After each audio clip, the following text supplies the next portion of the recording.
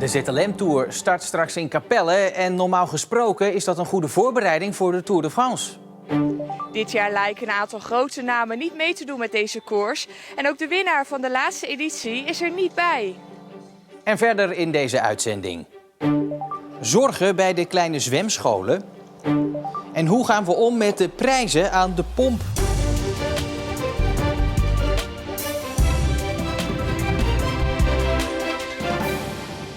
Goedenavond. Vanavond en vooral ook morgen zou het zomaar kunnen dat je eventjes moet wachten als je onderweg bent, omdat er een peloton wielrenners langs moet. De eerste 2 etappes van de ZLM-tour gaan door Zeeland. De laatste keer dat de ZLM-tour in Zeeland was in 2019. Want de afgelopen 2 edities gingen vanwege corona niet door. Om het geheugen even op te frissen. In 2019 won Jos van Emden de proloog in Ierseke en is Dylan Groenewegen de sterkste in de eerste etappe naar Heinkensand. Mike Teunissen wint dat jaar het eindklassement. Dit jaar zijn er 2 etappes in Zeeland. De eerste is vanavond in Capelle, waar de renners een rit van 101 kilometer, oftewel 8 rondjes tussen Capelle en Wemeldingen rijden. En morgen is de start van de tweede etappe in Veren. De renners rijden dan via Schouwen-Duiveland richting Zuid-Beveland en de finishstreep ligt na 183 kilometer in Goes. De ZLM-tour duurt tot en met zondag. De andere 2 etappes zijn in Brabant en Limburg. We gaan naar de start. Dat is dus ook de finish in Capelle. Daar is verslaggever Eva van der Belen. Eva, gelukkig voor de renners misschien wel. De koers is pas straks. Het was vandaag overdag niet al te lekker weer. Nee, het regende behoorlijk en ook net vielen er nog aardig wat druppels. Maar als ik de organisatie moet geloven, blijft het vanavond droog. En de weg hier droogt ook snel op, dus dat zal meevallen.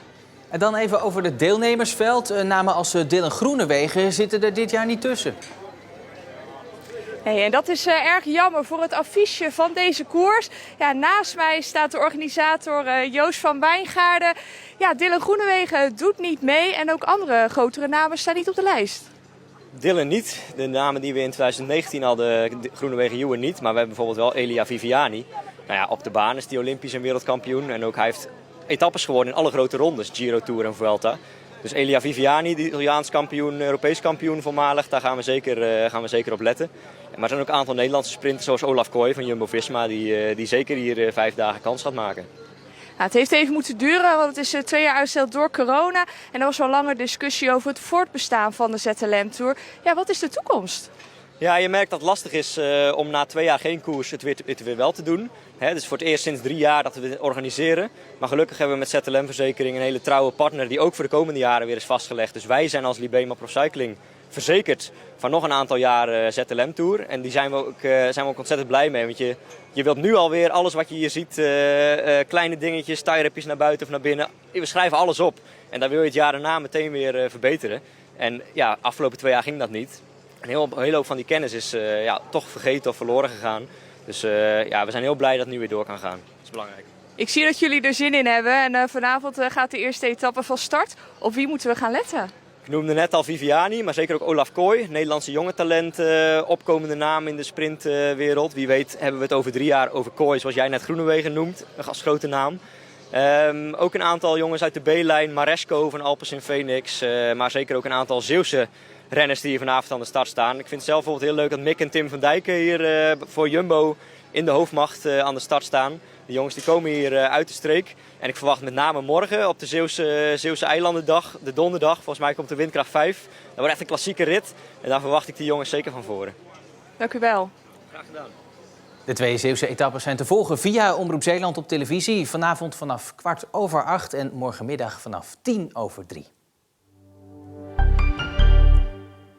Bij een frontale aanrijding op de Oost-Westweg bij Kamperland is vanmorgen een 40-jarige man uit Middelburg om het leven gekomen. Rond 7:30 botsten een vrachtwagen en een personenauto op elkaar. De weg was een groot deel van de dag nog dicht voor onderzoek. De toekomst van tientallen kleine Zeeuwse zwembaden loopt mogelijk gevaar, zoals hier bij Aqua Claire bij IJsendijken. In een nieuwe initiatiefwet staat dat zwemlessen alleen gegeven mogen worden in baden van minimaal 25 meter lang. En dan komen ze hier 13 meter tekort. Ja, dat is niet te betalen. Niet alleen voor dat, maar de waterinhoud, de verwarming, de gasprijzen, ze reizen de pan uit allemaal. Dat gaat allemaal echt niet. In Zeeland zijn er zo'n 25 van dit soort kleine zwemscholen. Zij verzorgen een flink deel van alle zwemlessen. Er wordt allemaal op gehamerd dat iedere kind zwemlessen doen en iedere kind belangrijk. Maar als er zoveel zwembaden dadelijk gaan verdwijnen of niet meer kunnen, dan weet ik niet wie dat op gaat vangen. Vanavond wordt er over die nieuwe initiatiefwet gesproken. De directeur van de Isaac Beekman Academie in Capelle en nog 7 andere scholen vertrekt nu toch. Eerder eiste minister Wiersma van Onderwijs al dat hij op zou stappen, maar weigerde hij dat nog. Dit voorjaar bleek dat er sprake was van financieel wanbeheer bij de scholen. Geld dat voor onderwijs was, ging naar andere dingen. 337 inwoners van de gemeente Veren hebben laten weten wat voor nieuwe burgemeester ze willen hebben. Het moet iemand zijn met veel oog voor de inwoners. Geen vergadertijger, maar een efficiënte probleemoplosser.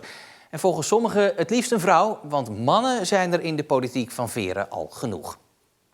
De gemeente hoopt eind dit jaar of begin volgend jaar een nieuwe burgemeester te hebben benoemd.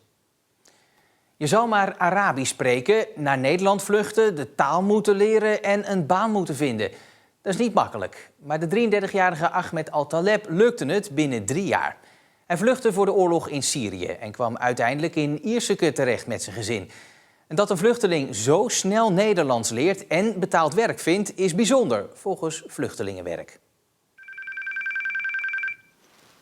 Goedemiddag met Ahmed.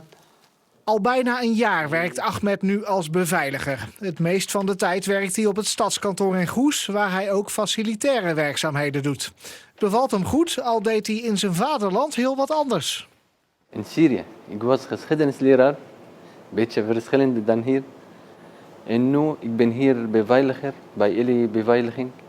Ik vind het echt hier heel mooi werk. Een vriend van Ahmed bracht hem op het idee om een opleiding tot beveiliger te gaan doen. Ik heb dat echt op mijn hoofd zetten, die idee. En dan praten met mijn jobcoach hier. En zij vindt ook dat een goede idee van mij. Hij werkt heel graag met mensen. Hij is heel rustig, dus ik zag het hem echt gelijk wel doen. En het is ook eigenlijk allemaal heel snel gegaan, want hij gaf dat aan. Daarna hebben we een gesprek gepland met zijn klantmanager. En een paar weken later zat hij op de opleiding. En gebeurt dat nou vaak, dat mensen zo snel goed Nederlands kunnen en aan het werk zijn? Nee, het komt wel vaker voor, maar bij Ahmed ging het inderdaad heel erg snel. En dat komt omdat hij zelf heel veel initiatief neemt. En ook echt zijn best doet om de taal zo snel mogelijk, zo goed mogelijk te leren. En ook Ahmeds collega's zijn vol lof over hem. Ik vind dat hij het heel erg goed doet. En zeker de tijd dat hij in Nederland is, vind ik hem echt een voorbeeld van een vluchteling die hier aan het werk is. En ik denk ook gewoon dat hij voor de toekomst zeker een goede beveiliger gaat worden. Ahmed raadt andere vluchtelingen aan om veel te praten met Nederlanders. De contact met mensen van Nederland, mensen, dat maken de taal een beetje goed worden. Alleen in school, dat gaat niet lukken. Ahmed en zijn gezin hebben inmiddels hun plekje gevonden in Ierseke. En die Zeeuwen, die bleken best wel mee te vallen. Ja, echt aardige mensen. Ik was een beetje bang toen ik kwam hier. Nieuwe mensen, hoe kan dit omgaan met hen? Maar gelukkig, mijn boeren heel aardig. En hier in de gemeente ook, alle collega's aardig. Dan ik ben veel tevreden. Duurder dan ooit en het einde is misschien nog lang niet in zicht. De benzineprijzen zijn torenhoog. Wat te doen aan de pomp? Ik probeer het meeste gewoon op de fiets te doen en zo zuinig mogelijk rijden, want ja, het is enorm duur. We pakken minder vaak de auto en als we het toch moeten doen, dan tanken we nog vaker over de grens voor kleinere bedragen. Rijden we liever elektrisch en zo zijn er meer veranderingen in ons tankgedrag. Ik denk als je boven de €2,50, €3 de liter gaat komen, dan ga je toch echt wel wat bewuster en dan ga je toch wel meer proberen te carpoolen of meer proberen mee te rijden met elkaar of zulke soort dingen. Dan ga je toch daar wel naar kijken, denk ik. Je ziet dat mensen wat gevoelig zijn ook wel voor invloeden uit het nieuws. En als ze denken dat het juiste moment is of het salaris is gestort aan het eind van de maand, dan zie je inderdaad dat we meer tanking aan de pomp hebben. Ik ga nog eventjes tanken voordat het weer duurder wordt. Want ik hoorde dat het gaat stijgen tot de €3. Het is overigens een misverstand dat pompstations meer verdienen nu de prijzen stijgen. Iedere ochtend mag ik de pompprijs bepalen. En dat is uitsluitend alleen afhankelijk van onze inkoop. Dus onze marge rekken we momenteel niet op. Het was vanochtend echt zwaar bewolkt en het begon ook langdurig te regenen. En het was lange tijd koud met ongeveer 15 graden. Morgen gelukkig iets meer opklaringen, nog wel stapelwolken. Vrijdag nog ietsje zonniger, dan nog wel kans op een kleine bui. En daarna wordt het eigenlijk alleen maar beter. En daarmee bent u weer helemaal op de hoogte van het Zeeuwse nieuws voor vandaag. Meer nieuws, ook over de ZLM-tour natuurlijk, op omroepzeeland.nl. En voor nu nog een hele fijne woensdagavond.